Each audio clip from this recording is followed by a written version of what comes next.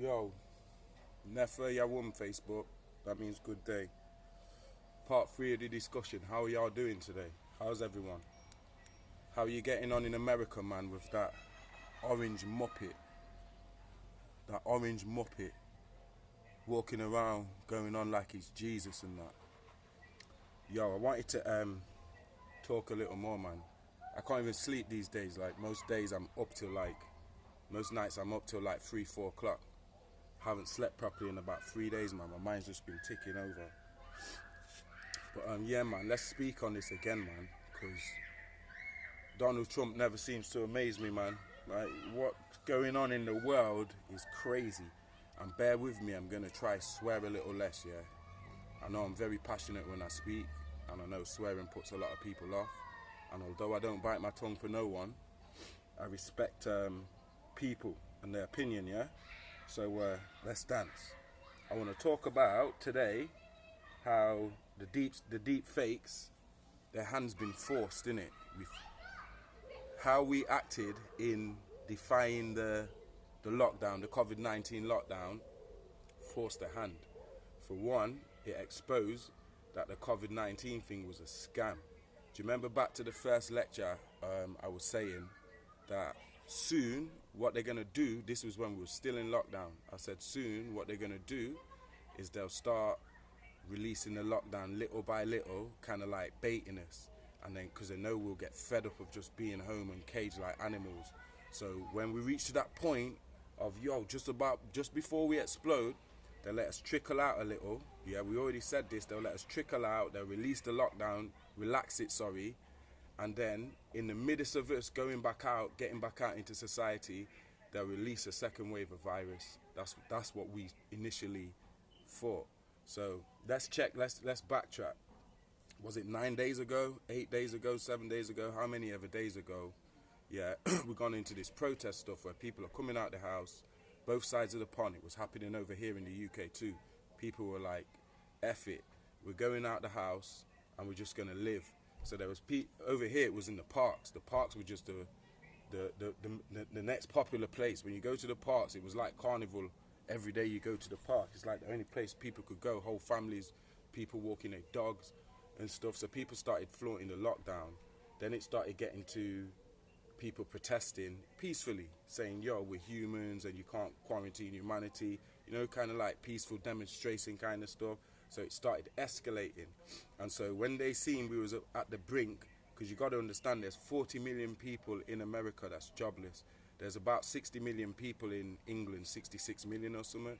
So you're basically speaking about the whole of England is unemployed in America. That's how much people are unemployed. That's a whole lot of people. That's a whole country in itself of people unemployed. The sun's hot. They're frustrated. They got no money. They got no prospects, no outlook. They feel like they're being cornered and boxed into a corner about vaccinations. They're watching how the world's being destroyed. And then after now people are becoming more unified, because I'll tell you something about the quarantine. It made humanity more unified than ever. They didn't predict that bit in the Hegelian dialectic. In their problem reaction solution, they underestimated how much humans have matured by 2020 AD. We've gone through thousands of years of killing and fighting each other over creed, colour, sexual preferences, all types of nonsense, convincing ourselves that we're better than each other and shit like that, to the point where this lockdown made us have to look at that and look at each other. And some of the most beautiful discussions and experiences and just states of being happened in that quarantine, speaking for myself anyway. And I'm not just talking about between black people, I'm talking about across the board with humans. Humanity grew up. So at the point when we started doing the demonstration and that, the demonstrations generally around the world, there was a lot of solidarity. I'm talking within the lower bracket of society, the common people, let's say. A lot of unity, man, a lot of understanding, a lot of compassion, and you know what I'm saying? Empathy, that kind of stuff, man. And across generations too, older people, younger people, male, female, do you know what I'm saying? Such a beautiful thing. By the time we kicked off into these protests now, we carried that unity with us into these protests. They expected to have a race war. Do you understand what I'm saying? Us doing that and them seeing the people unify and kind of like, because they gauge social media. When I say they, I'm talking about mainstream media watch social media, because they know full well that social media is the real news that reports on job, on site. They're on point all the time, they're on site. If anything happens, we're just like they've been watching us with their big brother, artificial big brother, we're the organic big brother. They, like I said before, they can't do nothing without us seeing what they do. We got boots on the ground, more than their armies. Donald Trump and them can show off on telly with their armies, gassing people and whacking people with rubber bullets. Certain people died, got rubber bullets lodged in the forehead and stuff. Yeah, and made their ancestors comfort their soul. Got took out. So it's not just this George guy. We'll get to him as well. But they got took out. Yeah. So I'm saying, man, we forced their hand. They had to think on their feet. So they was like, you know what? Scrap the COVID thing. Draw for Plan B, which is the race war. They're expendable humans. Let's just use the black people. That's a very useful chip for them. They try and save it for as long as possible, but they know, just like George Soros says, black people are the most easiest to manipulate.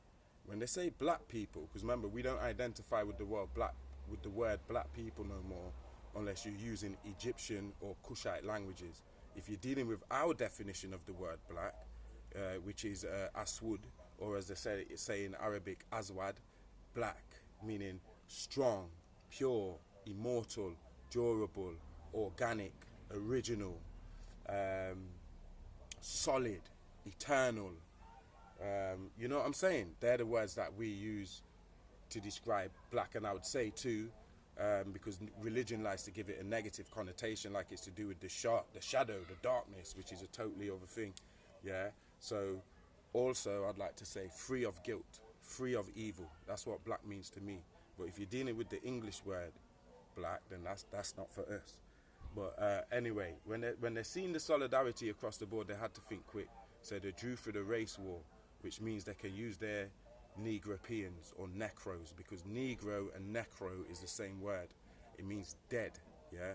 So necropean or Negropean, if you see me putting that on my Facebook or my books or my Instagram, that's what I mean. A dead black man, a mentally dead black man or woman. They're a necro, like a necromonger, a Negropean. You see what I'm saying? They use them conditioned blacks, because they can push the button and then blacks will react. So now what's happened, they've pushed the button, the Hegelian dialectic, even though it isn't in the perfect circumstances. They would have liked us to be having a race war right now, like blacks killing whites, whites killing black, like generally. I'm not talking these one-off where these agents are infiltrated, because we know that Antifa's infiltrated the movement, and you had like people running up and stabbing people in the chest, and that one geezer got stabbed in the chest by some white guy. I seen that video.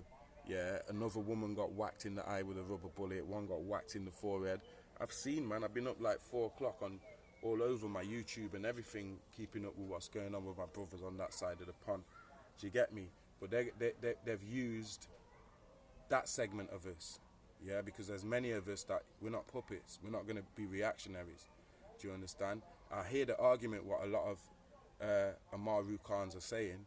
They're saying that, listen, we built the shit, so if we want to burn it down as reactionaries, we can burn it down. I'm not going to argue with you, because I don't just speak about, when I'm speaking about America and England. To me, we're going through the same thing. Y'all are going through the fire of it, yeah? We're just at the beginning stages of it, but it's still the same thing to me. But I understand when man, like our brother said that on one of his feeds, said he's just out there, if they want to burn it down, or I think it was a sister who said it, sorry, then they should be able to burn it down, and they're right. Black people, AMUURIKAN people built America. So if they want to burn it down, like they said, they're going to burn it down. All I was saying is that there's an agenda that they want you out of them cities. They want you out of certain areas into giant super cities. So it might not be in your favor to be burning down the cities where you are at the moment. It might be a better idea to hold a fort there and barricade yourself the fuck in. That's all I was saying. Sorry about the language. Yeah. Also, I was thinking just earlier about things white man created, because they say white man only created gunpowder and racism. He never created racial prejudice. We already had that among ourselves as Africans. Like, if I'm an Igbo, I might have beef with a Yoruba, and we've got a beef between them two tribes, and we've got a racial prejudice. Even though we're the same race, it's like the same thing, same principle. I might have a tribal prejudice and say, oh, Igbo people eat monkeys. It's a prejudice. Do you understand? Some prejudice have grounds for it, some don't. Like them when they're saying, can a black person be racist? We can't be a supremacist racist. Like a white person being a racist is a different thing than a black person being a racist, because you can only be racial prejudice, meaning that you don't have no institution of racism as an economic structure that can shut down white people or make it hard for white people to get a job among black people. You don't have none of that power structure. You don't have a structure, worldwide institutional structure of racism. You have some prejudices, and you're right to have prejudices based on what we've been through in our contact with white people. We're damn right got racial prejudices against fucking white people. This is natural for us to think that. We'd be stupid not to have them. But if you as a white person try and compare that with like white supremacy or KKK, and that's a totally different thing. Do you understand? That's a dehumanizing, and that's why I always keep bringing up chattel slavery, because I want to make people understand that white people's idea of slavery is totally different than everybody else on the planet. So when I was saying what white people invented, they invented racial capitalism. They made racism an economy. Like I say, they like to manipulate everything for economic reasons. So they like to take advantage of, dominate everything for economic reasons. So they made the slavery thing, the little tribal disputes and racial disputes, like Romans going north and enslaving British people and enslaving German people, or you had Romans enslaving Greeks, and you had Slavs, Turks enslaving Slavs. This is white people enslaving white people. Do you understand? And you had the same in West Africa, where you had certain African tribes like Moors enslaving Bantu tribes and Songhai tribes, and the Somalis enslaving them tribes. But even that was different, because in West Africa it was based on a war thing, where it wasn't based on capitalism. There was a beef, and after we had a great big war, if you lost the war, then you'd be a prisoner to a next man. If that next man was a good man, and most of the times there would be a structure where you could work. You'd just be like, let's say, indentured labourer in somebody else's society, and you could work your way up into society. You could probably go back to your own society if you worked your way out. It was nothing like chattel slavery. You was not dehumanized. That's a Hollywood thing where they try and convince you that everyone's kind of slavery is the same. No, it weren't. It was nothing like that. So they made racial capitalism. Yeah. Today we call it colonialism, because there's a benefit in it for them. They're in your country for oil or diamonds or bauxite, or to open your market, or to stop you selling coffee so they can sell their coffee. Like, they work like that. Do you see what I'm saying? They deal with economics and racial capitalism and stuff, and that's a strength. And that's why there's 3 spots in the earth that if you have control of them regions of the planet, your nation's going to be very rich. And well, there's more than 3, but I should say there's very important ones. Like, you could say the Nile Valley. If you control the Nile Valley, I'm talking about a racial phenotype. Let's say you, the black pharaohs. That means you're going to be very rich, because anybody who wants to trade with Europe from India has to come through you. They have to pass through your land. So you can put a tax on them, or you can stop their trade. So you're really controlling all the trade that goes from Europe through the Nile Valley into Arabia, and then into India and stuff, and then further on into China. And then you have another spot like that, which is the Yucatan, yeah, for Central America, where you control the trade from North and South America. That was the Olmecs. And then you have the Feratu, or the Tigris-Euphrates River in Sumeria. Do you understand what I'm saying? And that would be another one. And then you would have the Z tribe people, the same kind of tribe, Mandi-speaking African people. You have another one where what would be like Turkey, where Troy is and stuff like that, where the Hittites ended up taking over. You could say another one like the Yellow River in China, or Shaanxi province in China. You could say the Indus Valley in Asian India. Do you understand what I'm saying? So whoever controls them trade routes will be very rich. And that's why, if you check, the white man inherited all them societies, partially in the Nile Valley, because he never really conquered the Sudan and Ethiopia.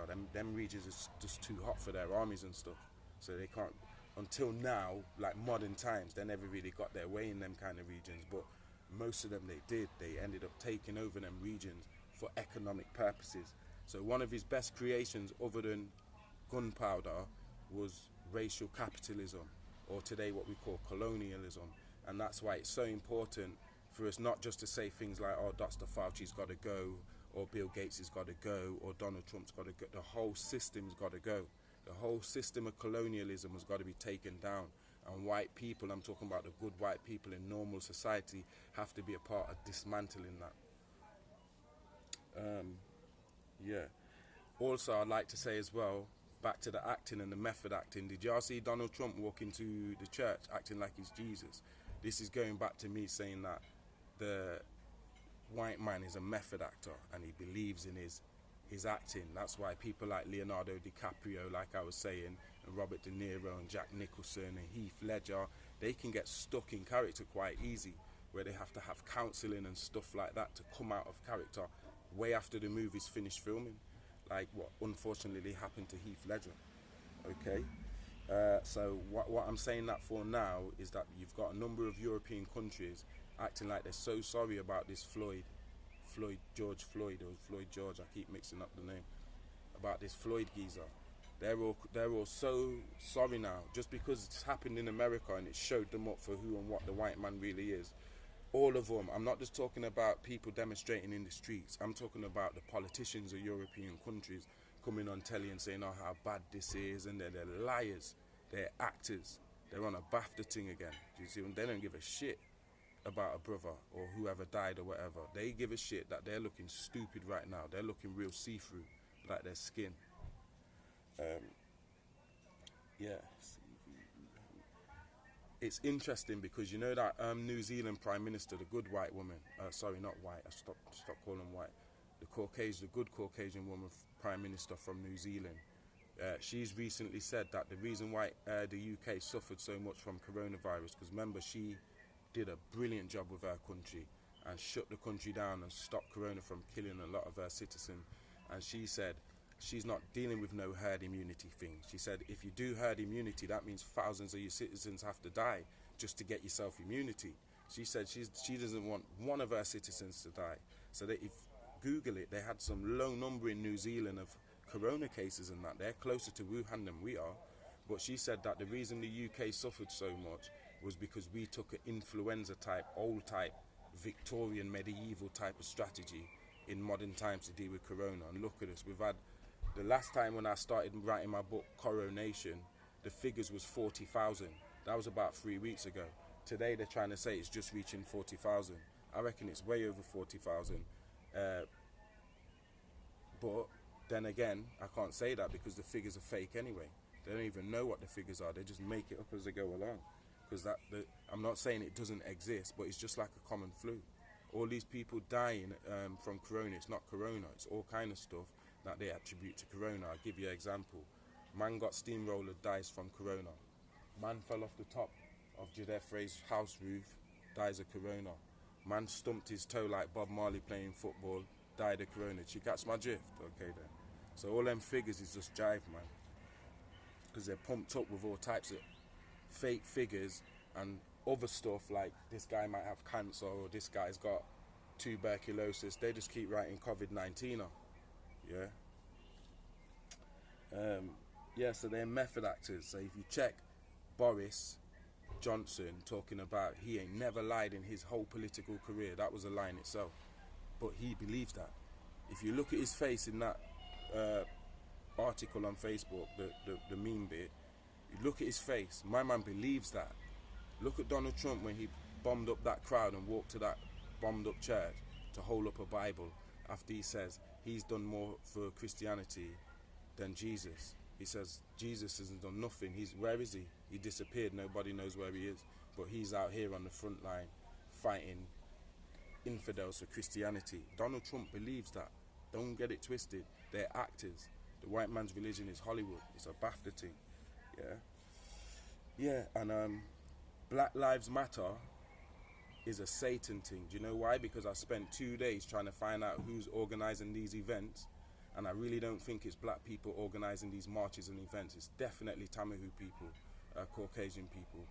Why do I say that? Because I know from being a black person myself, if I could be If I thought Black Lives Matter was a proud thing, and someone told me, "Oh, put on a march in London, son," I want people to know I was the one that put my hard work in to organise this event and get people together and get people to turn up and stuff on behalf of the Black Lives Matter movement. But if you go online, I kid you not, there's not one trace of whoever it is that is setting up all these events from country to country, from city to city, and stupid necropeans keep putting on my thread, "Oh, it's George Soros." George Soros ain't setting up shit. It's his money, where he's sat in a ass chair in some mansion somewhere, yeah, detached. But he's got stooges, cronies. I want to know who the cronies are.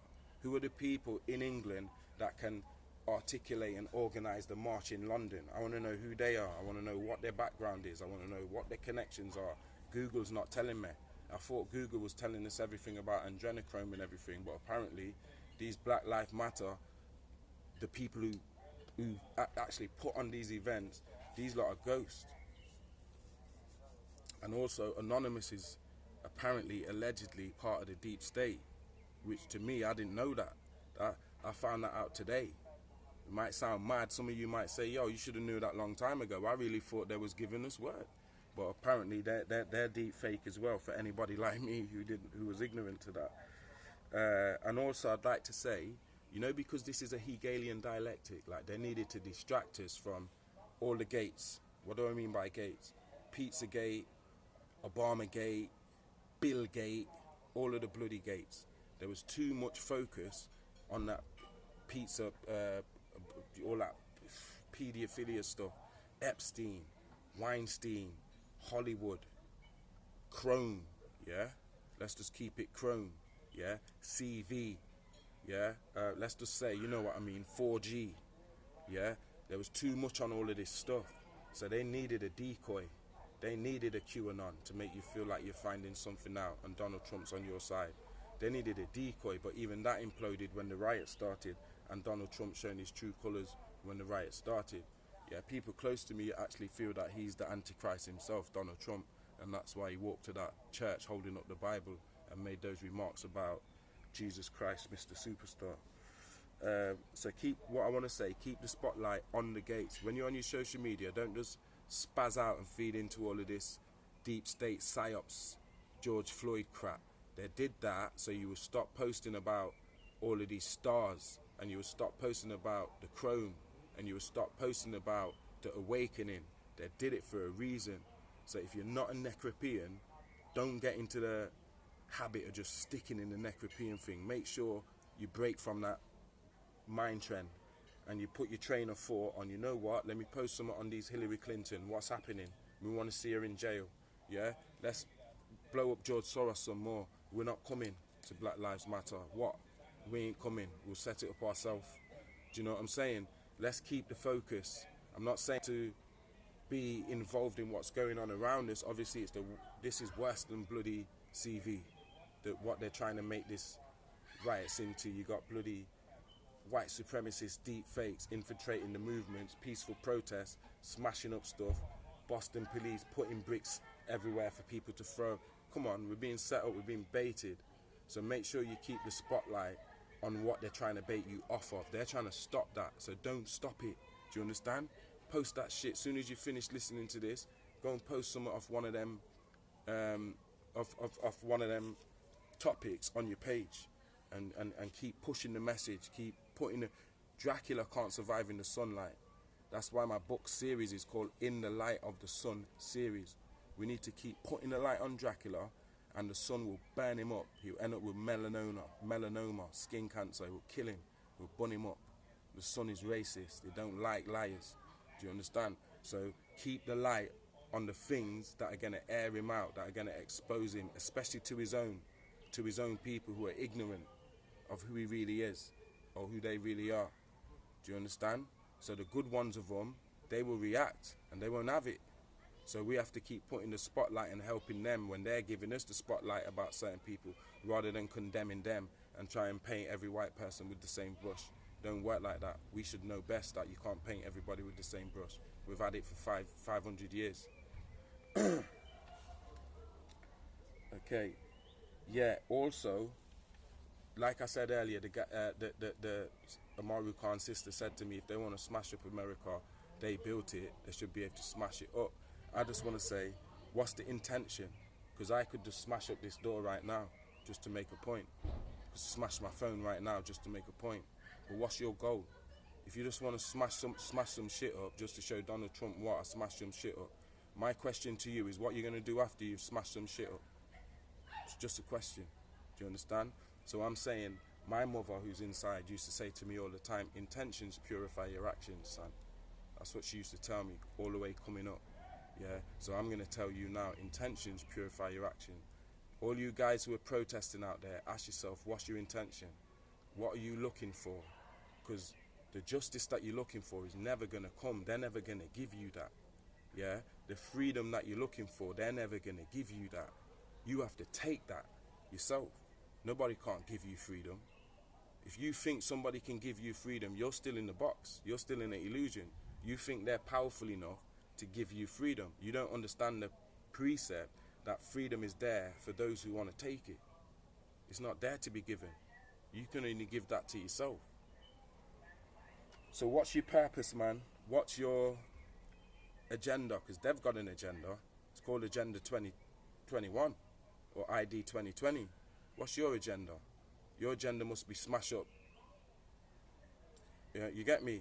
What, smash up Chicago? Smash up Chicago, smash up New York, smash up LA, smash up ATL. Could make it a rap song. Yeah, so intentions, and when I say intentions, what's your short-term goals? If you're protesting right now, what are the short-term goals that you're protesting? If you're saying to me, yo, the short-term goals of protesting is just to smash it up. When we smash it up, we'll focus on our long-term goals. So I'm asking, what's your short-term goals? What's your long-term goals? What's your intentions? Do you understand? Because to me, it makes more sense for all of you to come out of them protest, yeah, go home and think about what's the solution. Because let me tell you something, black people and politicians, they got something in common. They're really good talking about problems. They can talk about problems all day. They can write more books than me, more words than my books, just on the topic of problems. Who did this, who did that, who did this, who did that. But none of them, neither black people or politicians, when I say black people, I talk about Necropeans, Negropeans, they can't talk about solutions. They don't have no words for solutions. They can only talk about problems, especially black leaders and religious leaders. They always talk about the problems that we face. They never have solutions for them. The only person I know who had proper solutions, and you keep hearing me call his name because I'm a student of his, is Noble Reverend Dr. Malachi York, or Imam Isa Asaid Al-Hadi Al-Mahdi. Do you understand? That's the only person who had real workable solutions, and we, the Necropeans, didn't have faith in him, so they slept on his message, and a lot of them are still sleeping on the message now, because the message is what they tried to stop. Yeah, so short-term goals, long-term goals, intention. Yeah, the problem versus the solution. Yeah, the solution is within the problem. So don't just focus on the problem. Focus on, in this problem, what's the solution for it? Do you understand? Next I got for you, also keep posting on the 5D awakening and do things that's to do with 5D, like your meditation and your alkaline diet, and your taking time on yourself, relaxation and exercise, and spending time in nature, and doing your chants and calling upon ancestors and crystals, crystal therapy and your Reiki, all of that kind of stuff that will merge you more into the center yourself and take you into that 5G world, especially now when we're dealing with so much, they're putting so much negativity visually into you. You're staring at a screen for extended hours till your head got tension in it and stuff, your eyes are blurring up. Like, break out of that cycle and go into your 5D, because we have the technology of consciousness. We don't have to rely on this external stuff like these alpha draconian children. Also, I've got marked down on my bullet point, it's bullet points here, yeah? I've got marked down on my bullet point, looting for dummies. What I mean by looting for dummies is, anytime you see black people looting, they're always looting Jordan trainers or sneakers or TVs, you know, real stupid shit. Like, but people with sense, if you had a chance to loot, at least you would go and look for something worthy of looting. Like say, do you know what, let's go and look some weapons. Let's go and rob one of these gun stores and stack up all the man them with straps. You know what I mean? Stop the looting for dummies, man. Going looking for the latest Jordans and having 5-6 boxes of shoes and all that bullshit. Power loot if you're gonna loot. Yeah, and that's not me condoning it. But I'm not condemning it neither. I'm not a part of it. I'm over on the other side of the pond. But I'm saying, to me, if there's any of you out there who are conscious, who are just taking part as an opportunity, for one, tear down all them 4G towers, yeah, and also do your looting properly. Loot for something proper, man. Forget about Michael Jordan. He's got enough money. I think what we need to do, all of these gangs that was on road going on like they're gangsters and they're bad, man, especially these rappers. Where's all of these rappers? Have you ever... I've seen Redman. Shout out to Redman. I seen a video with Redman protesting. I seen Neo, the Matrix, and I was asking, what's Neo doing protesting? He's the Matrix. But Redman, shout out to Redman, man, one of my favourite old school rappers as well. Yeah, he was doing his protesting. But I'm talking about these rappers, because Redman don't really come off with the egotistical, I'm the baddest man on the planet thing, so I can lie Redman. But I'm talking about them rappers that go on like they're gangsters. Like you can rely on them to be the most baddest gangsterist, has the most gun. Where are they? Where's all these gangster street lords, thugs? Yeah, where are they, man? You lot should be calling them out. We want you on the front line. You say you represent us and make money off of going on like you're the spokesman for us and portray yourselves as the most masculine, testosterone people in the community. And now when shit gets peaked, you're going on like the imams and the pastors and the rabbis and shit. You're all hiding. Probably part of the cabal, all of you, for real. Yeah. Also, understand the reason why a lot of this is happening. Remember, if you've been following me since 2018, I think it was at the end of 2018, the results of an experiment came back that Caucasians had been doing in America, and also in America, where they found out that the white race is dying because it's not replacing itself nowhere in the world. There's not one country where they're replacing themselves. I'm not going to say the thing again, because I've got a lecture somewhere on my page where I go into that. But basically speaking, the white women ain't going with white men enough to replace their population. So it's just not replacing, and they give themselves 30, 50 years and they say the white race will be wiped out. And that's what initially fuels the white racism supremacy, which is really a Caucasian inferiority complex, yeah, because they feel like they could get wiped out. They're only 20% of the world, and they feel like the magic wand of the black man could just wipe them out. And it's in their genetic memory bank from the time of, even way back in the time of the pharaohs, where certain pharaohs used to go to Greece and steal white women and all types of shit. And then also when the Moors went into Spain and that, and they sort of started having a lot of mistresses that were light skinned, like European and Arab type women, and lighted out the society, lighted out themselves like that. So the white man has in his genetic memory the fear that because his woman can just fall in love with black man like that and just lust over him, we could just wipe him out. So it makes him paranoid. Do you understand what I'm saying? So that is what's, because it reoccurred in 2018, they was having meetings on it and stuff. It has really scared the shit out of them and put them in overdrive on this white supremacy stuff. My battery's dying, so I'm going to cut this short. I'm nearly done anyway, but I'll just speed up on the last few things that I wanted to say, yeah? Fear of annihilation, genetic annihilation, is what's driving this current surge of white supremacy, okay? And they want to try and, they blame you for it. You, the black man, you're to blame for it. Yeah, you need to start sleeping with them white women. That goes for me, that goes for anyone else. That's the reason, genetic annihilation. Just leave them, give them back their white women, man. It's that simple, yeah? Because they blame you for it. And the last thing I'll say, they lost control of this whole thing, man. That's why the shit's gone to the levels what it's gone now. Do you understand? I give them about 10 more years, yeah? But let me tell you, don't give them back control. Take your freedom. And I'll say this lastly, magic and spirituality and the technology of the consciousness, ma'at, that is the power of the Kushite. That's what they had to take you away from, to even get into Africa in the first place. They had to cast doubt in your mind to make you cast that aside and tell yourself you want to be a Muslim, and you want to be an Israelite Hebrew, and you want to be a Christian, and you want to be an atheist, and you want to be an African American, and you want to be British, and you stop it with that bullshit. You're a Cushite. Yeah, it means jet black, just like Kemet means. Kush. Yeah, strong black genetics. That's what it means in Medonetta. In Hebrew, it means strong. Yeah, stick to that. I'm out, yeah, because the battery's dying. I want to post this. Yo, love and light all.